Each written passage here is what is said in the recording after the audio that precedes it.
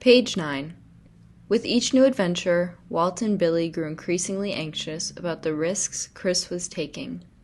Before his senior year at Emory, he returned from a summer on the road looking gaunt and weak, having shed 30 pounds from his already lean frame. He'd gotten lost in the Mojave Desert, it turned out, and had nearly succumbed to dehydration. Walt and Billy urged their son to exercise more caution in the future and pleaded with him to keep them better informed of his whereabouts.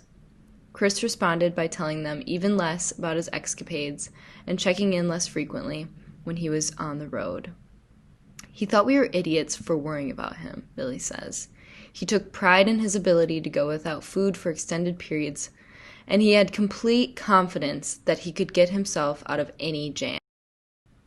He was good at almost everything he tried, says Walt, which made him supremely overconfident. If you attempted to talk him out of something, he wouldn't argue. He'd just nod politely and then do exactly what he wanted. McCandless could be generous and caring to a fault, but he had a darker side as well, characterized by monomania, impatience, and unwavering self-absorption, qualities that seemed to intensify throughout his college years. I saw Chris at a party after his freshman year at Emory, remembers Eric Hathaway, and it was obvious that he changed. He seemed very introverted, almost cold. Social life at Emory revolved around fraternities and sororities, something Chris wanted no part of. And when everybody started going Greek, he kind of pulled back from his old friends and got more heavily into himself. When Walt and Billy went to Atlanta in the spring of 1990 for Chris's college graduation, he told them he was planning another summer-long trip and that he'd drive up to visit them in Annandale before hitting the road. But he never showed. Shortly thereafter, he donated the $20,000 in his bank account to Oxfam, loaded up his car, and disappeared. From then on, he scrupulously avoided contacting either his parents or Corrine, the sister for whom he purportedly cared immensely. We were all worried when we didn't hear from him, says Corrine, and I think my parents' worry was mixed with hurt and anger, but I didn't really feel hurt. I knew that he was happy and doing what he wanted to do. I understood that it was important for him to see how independent he could be, and he knew that if he wrote or called me, Mom and Dad would find out where he was, fly out there, and try to bring him home. In September, by which time Chris had long since abandoned the yellow Datsun in the desert and burned his money, Walt and Billy grew worried enough to hire a private investigator.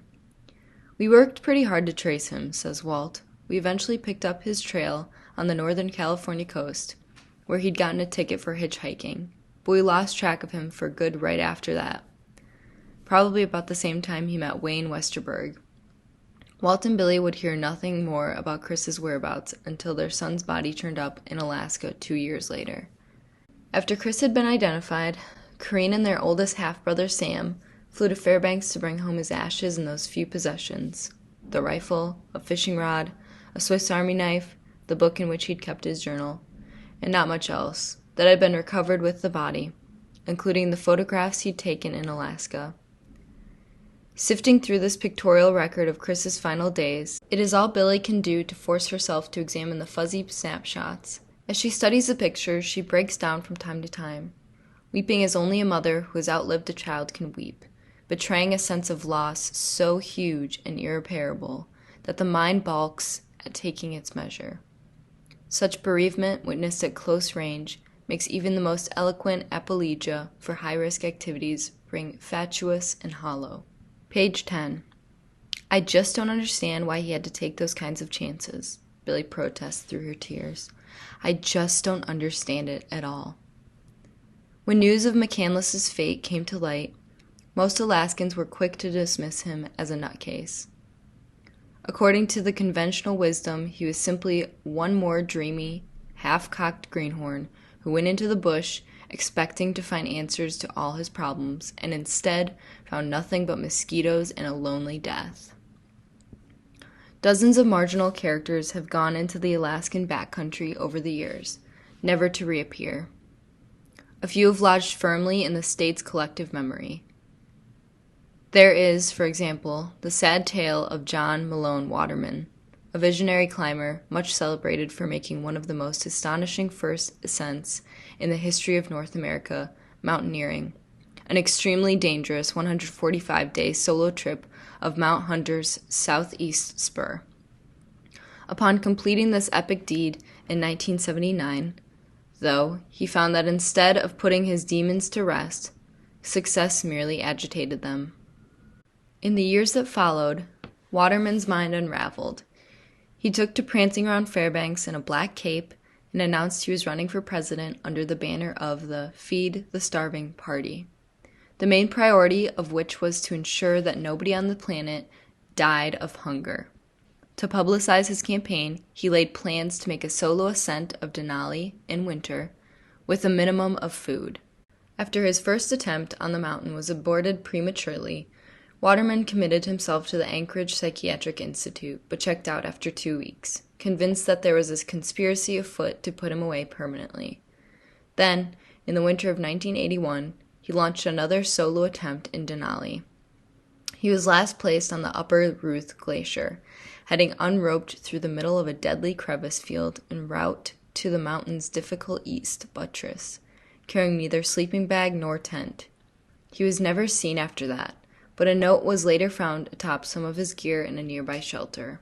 It read, 3/13/81. My last kiss, 1:42 p.m. Perhaps inevitably, parallels have been drawn between John Waterman and Chris McCandless. Comparisons have also been made between McCandless and Carl McCunn, a likable, absent-minded Texan who in 1981 paid a bush pilot to drop him at a lake deep in the Brooks Range to photograph wildlife. He flew in with 500 rolls of film and 1,400 pounds of provisions, but forgot to arrange for the pilot to pick him back up. Nobody realized he was missing until state troopers came across his body a year later, lying beside a 100-page diary that documented his demise. Rather than starve, McCunn had reclined in his tent and shot himself in the head. There are similarities among Waterman, McCunn, and McCandless, most notably a certain dreaminess and a paucity of common sense. But unlike Waterman, McCandless was not mentally unbalanced. And unlike McCunn, he didn't go into the bush assuming that someone would magically appear to bring him out again before he came to grief. Page 11. McCandless doesn't really conform to the common bush casualty stereotype. He wasn't a cook, he wasn't an outcast, and although he was rash and incautious to the point of foolhardiness, he was hardly incompetent, or he would have never lasted 113 days. If one is searching for predecessors cut from the same exotic cloth, if one hopes to understand the personal tragedy of Chris McCandless by placing it in some larger context, one would do well to look at another northern land, in a different century altogether. Off the southeastern coast of Iceland sits a low barrier island called Paphos. Treeless and rocky, perpetually knocked by gales howling off the North Atlantic, the island takes its name from its first settlers, now long gone, the Irish monks known as Papar. They arrived as early as the 5th and 6th centuries AD, having sailed and rowed from the western coast of Ireland. Setting out in small open boats called carafes, made from cowhide stretched over light wicker frames, they crossed one of the most treacherous stretches of ocean in the world without knowing what they'd find on the other side. The Papar risked their lives and lost them in untold droves, but not in the pursuit of wealth or personal glory, or to claim new lands in the name of despot. As the great Arctic explorer Fridtjof Nansen points out, they undertook their remarkable voyages, chiefly from the wish to find lonely places, where their anchorites might dwell in peace, undisturbed by turmoil and temptations of the world. When the first handful of Norwegians showed up on the shores of Iceland in the 9th century, the Papar decided the country had become too crowded, even though it was still all but inhabited. They climbed back into their carafes and rowed off toward Greenland. They were drawn west across the storm-wracked ocean, past the edge of the known world, by nothing more than hunger of the spirit, a queer, pure yearning that burned in their souls. Reading of these monks, one is struck by their courage, their reckless innocence, and the intensity of their desire. and one can't help thinking of Chris McCandless. On April 25th, 1992, 10 days after leaving South Dakota, McCandless rode his thumb into Fairbanks. After pursuing the classified ads, he bought a used Remington Nylon 66, a semi-automatic .22 caliber rifle with a 4x20 scope and a plastic stock that was favored by Alaskan trappers for its lightweight and reliability. When James Gallion dropped McCandless off the head of the Stampede Trail on April 28th, the temperature was in the low 30s. It would drop into the low teens at night, and a foot of crusty spring snow covered the ground. As he trudged expectantly down the trail in a fake fur parka, the heaviest item in McCandless's half-full backpack was his library.